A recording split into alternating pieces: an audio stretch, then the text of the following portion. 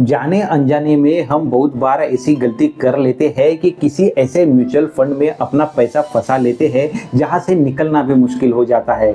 और समझो अगर कहीं पे इस म्यूचुअल फंड से निकलने का हमें अगर रास्ता दिख रहा है तो वहां पे उसे इमीडिएटली इम्प्लीमेंट करना चाहिए। आज ऐसे ही एक फंड के बारे में देखते हैं जहां पे निकलने के लिए अभी मौका उपलब्ध है। अगर मुझे पूछा जाए कि म्यूचुअल फंड्स में सबसे रिस्की, सबसे ज़्यादा डेंजरस कोई कैटेगरी है तो वो कौन सी है? तो मेरा जवाब होगा सेक्टोरियल या थीमेटिक कैटेगरी वाले म्यूचुअल फंड। देखो काफ़ी समय पहले, एक तकरीबन एक आध साल पहले, मतलब मार्च 2024 के आसपास से एक पर्टिकुलर सेक्टर है उसने बहुत ही हाई रिटर्न्स दिखाना चालू किया था। और वो कोई और नहीं तो डिफेंस सेक्टर है। ये डिफेंस सेक्टर में काम करने वाले म्यूचुअल फंड अचानक से 50-50% का रिटर्न दिखाने लगे। और क्या होगा, जैसे बाकी सभी रिटेल इन्वेस्टर अट्रैक्ट होते हैं वैसे ही ये हाई रिटर्न्स को देख के बहुत सारे रिटेल इन्वेस्टर ये सेक्टोरियल फंड की तरफ भी अट्रैक्ट हो गए। और ये था डिफेंस कैटेगरी वाला सेक्टोरियल म्यूचुअल फंड। बहुत सारे रिटेल इन्वेस्टर यहाँ पे एंटर करने के बाद कुछ इस तरीके से ट्रैप हो गए कि जो 50% तक का रिटर्न दिखाने वाला फंड था वो अचानक से डाउन परफॉर्मेंस दिखाने लगा। और इतना डाउन परफॉर्मेंस दिखाने लगा कि लोगों की इन्वेस्टेड जो भी वैल्यू थी वो 50% तक डाउन हो चुकी थी।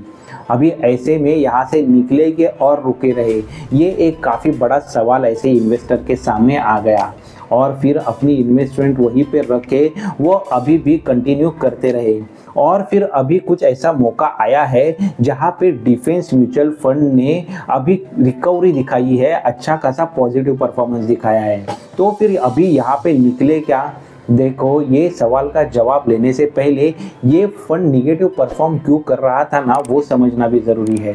और साथ ही में अभी अचानक से पॉजिटिवली परफॉर्मेंस क्यों कर रहा है वो समझना भी ज़रूरी हो जाता है। देखो अगर निगेटिव परफॉर्मेंस की बात करें तो जिस तरीके से बजट में एक्सपेक्टेशन थे उस तरीके से डिफेंस पे फोकस नहीं दिखाया गया, ऐसा मार्केट में एक सिनारियो जनरेट हो गया। साथ ही में देखो जो भी ऑर्डर बुक्स के अनुसार डिफेंस में ग्रोथ देखी जा सकती थी उसी तरीके की ऑर्डर बुक के बेसिस पे डिफेंस की जो भी ग्रोथ थी वो एक्चुअल में इम्प्लीमेंट हो रही है ऐसा नज़र नहीं आ रहा था। और इसी वजह से यहाँ पे निगेटिव परफॉर्मेंस चालू हो गया। और वही निगेटिव परफॉर्मेंस कंटिन्यू हो रहा है लास्ट के तकरीबन एक साल में। लेकिन अभी अचानक से जो भी अभी कश्मीर पे अटैक हुआ, टेररिस्ट अटैक हुआ, उसके बाद जब भी पाकिस्तान और इंडिया इनके बीच में वॉर होने की संभावना बताई जा रही है, ऐसे वाले सिचुएशन में डिफेंस स्टॉक ने फिर से एक बार उछाल दिखाना शुरू किया है।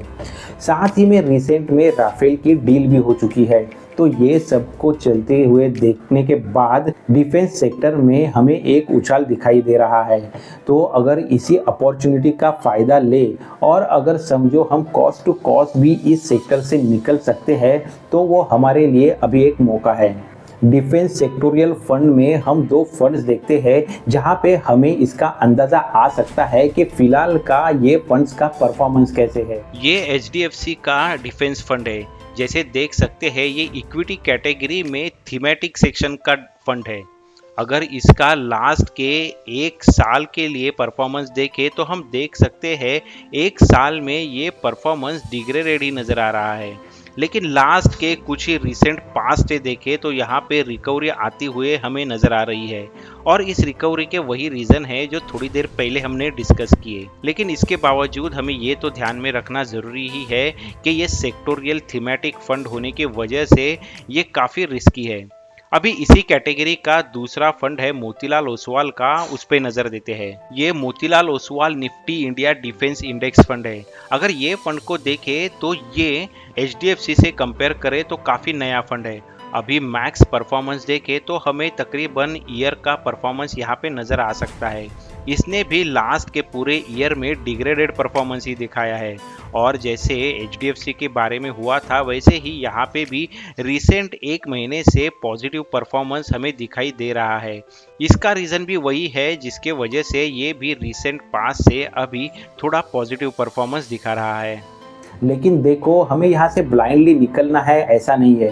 अगर समझो आपने खुद के स्टडी से यहाँ पे इन्वेस्टमेंट किया रहेगा, आपने मल्टीपल सेक्टर्स में खुद का एनालिसिस करने के बाद यहाँ पे इन्वेस्ट किया रहेगा, तो फिर आप अपनी स्ट्रेटेजी पे अभी भी खड़े रह सकते हैं। लेकिन समझो आप खुद को यहाँ पे ट्रैप्ड महसूस कर रहे थे और अभी आप कॉस्ट टू कॉस्ट बेसिस या थोड़े बहुत प्रॉफिट के साथ भी हो, तो यहाँ से निकल के अपनी इन्वेस्टमेंट कहीं और समझो स्मॉल कैप में भी करो, माइक्रो मिनी में भी करो, तो भी वहाँ पे डाइवर्सिफिकेशन बना रहता है जो आपको ज़रूर मदद करता है। उसके लिए आप ऐसे वाले स्मॉल कैप में भी इन्वेस्टमेंट कर सकते हो, जहाँ पे आपको डाइवर्सिफिकेशन की वजह से रिस्क थोड़ा बहुत तो मैनेज हो सकता है। लेकिन समझो अगर आपने केवल रिटर्न्स देख के डिफेंस फंड में इन्वेस्टमेंट किया हुआ है, तो अभी एक अच्छा मौका है जहाँ पे आप आपकी गलती सुधार सकते हो।